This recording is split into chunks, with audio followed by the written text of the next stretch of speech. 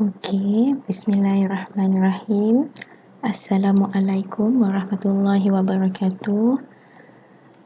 Okey, baiklah. Hari ini Ustazah Alia akan tunjukkan berkaitan dengan kelas matematik tambahan tingkatan 5 yang kita tinggalkan hari tu dan kita tak dapat nak lihat bersama-sama di dalam kelas. Jadi oleh itu Ustazah buatkan video ni untuk jadikan rujukan kepada kamu, supaya kita dapat lihatlah dalam buku teks dan buat latihan bersama-sama. Okey, jadi baiklah. Okey. Hari ini kita akan tengok kembali berkaitan dengan macam mana kita menggunakan jadual taburan normal piawai ni untuk mencari nilai Z. Okey, macam yang Ustazah ada bagi tahu hari tu, kita boleh mencari nilai Z dengan menggunakan jadual taburan piawai Z. Okey. So, taburan ni adalah taburan normal piawai. Okey, dia bukan taburan normal.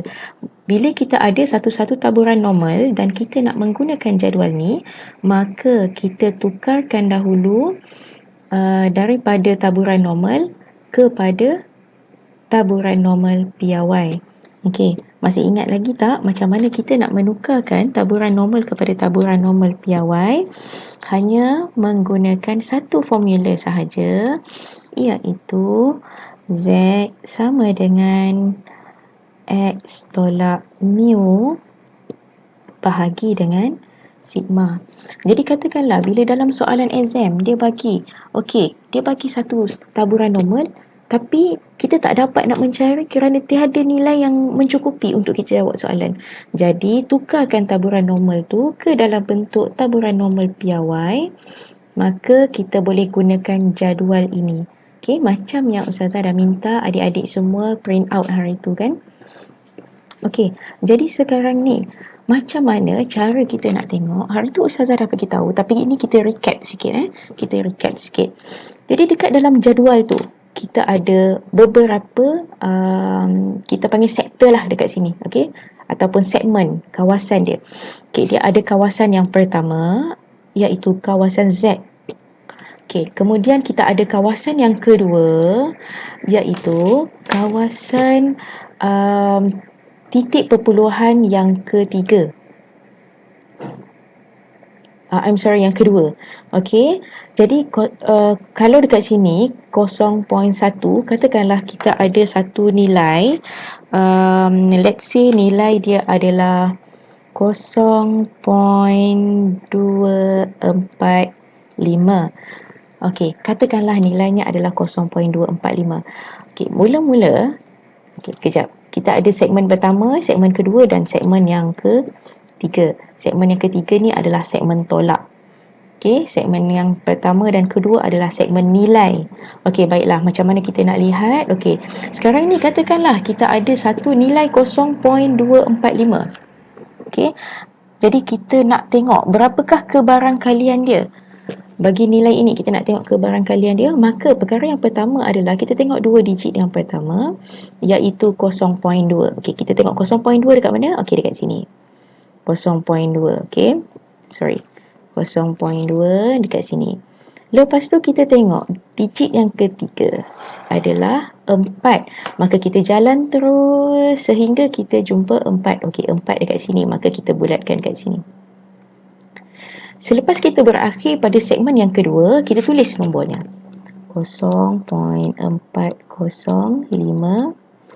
Okey, dapat Lepas tu, kita ada nilai digit yang terakhir, iaitu nilainya 5. Bila 5, kita terus lagi. Terus sampailah kita jumpa atas ni 5. Terus, okey, 5 dekat sini iaitu 19. Tapi 19 ini kita tak boleh tulis. Kita tak boleh tuliskan 19 sahaja.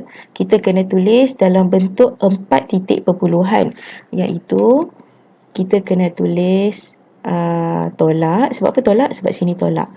Tolak 0.0019. Sebab apa? Sebab 4 titik perpuluhan. Maka daripada 19 dia menjadi 0.0019. Jadi apa yang perlu kita lakukan hanyalah tolak sahaja nilai ini. Okey, kita tolak 0.4052 tolak dengan 0.0019, maka kita akan dapat jawapan dia adalah 0.4033. Okey. Macam tu cara untuk kita mengira kebarangkalian bagi taburan normal piawai menggunakan jadual ini. Okey, ada segmen 1. Daripada segmen 1, lihat 2 digit yang pertama. Kemudian digit yang ketiga, tengok pada segmen 2. Okey, kita dah dapat dah titik persilangannya kat sini. Tulis dulu.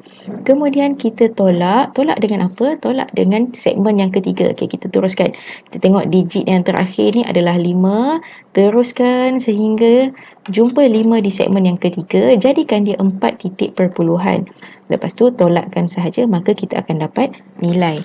Tapi apa yang penting dekat sini yang kita perlu tahu adalah bila dia bagi taburan normal piawai ni, nilai yang menunjukkan kebarang taburan normal piawai iaitu P Z lebih besar daripada A. Apa maksudnya? Maksudnya apabila kita tengok dalam jadual ini, kebarangkalian yang kita dapat yang ini dalam kawasan ini yang lebih besar daripada A. Okey, untuk kurang dan sebagainya kita akan tengok dalam latihan. Okey, buat masa sekarang okey tak ada masalah. Alright. Okey, baiklah. Sekarang kita nak tengok pula untuk okey, nota di sini. Perhatikan bahawa untuk setiap nilai Z sama dengan A, didapati bahawa PZ lebih besar daripada A sama dengan PZ kurang daripada negatif A. Kerana graf bagi taburan normal piawai adalah bersimetri pada Z sama dengan kosong. Okey, apa maksudnya dekat situ? Maksudnya adalah bila kita ada A, nilai dekat sini sama dengan nilai kita negatif A kurang daripada Z kurang daripada negatif A. Okey, kebarangkalian Z lebih besar daripada A sama dengan kebarangkalian Z kurang daripada A. Okay, kebarangkalian ini tanda kebarangkalian kebarangkalian Z besar daripada A akan sama dengan kebarangkalian Z kurang daripada negatif A. Kenapa? Sebab dia adalah simetri di sini. Bila A dekat sini sama banyak dengan A kat sini. Contohnya kalau kita ada, okey, ini kebarangkalian. Ingat jangan bersentuh pada paksi X. Okey, ini kebarangkalian kita. Maaf disegit sikit. Sepatutnya titik maksimum dia berada pada paksi Y. Okey, jadi dekat sini katakanlah kita ada nilai 2 contohnya dekat sini. Kita ada nilai 2 contohnya dekat sini. Maka kebarangkalian bagi Z, sini adalah Z, sini adalah FZ. Okey, kebarangkalian bagi Z lebih besar daripada 2. Ini kebarangkalian bagi Z besar daripada 2 adalah sama dengan ini negatif 2. Kebarangkalian Z lebih kecil dari negatif 2. Itu maksudnya. Boleh dapat Okay, itu sahaja yang dia nak bagi tahu dekat situ. Okey, baiklah. Sekarang ni kita tengok pula kepada contoh. Okey.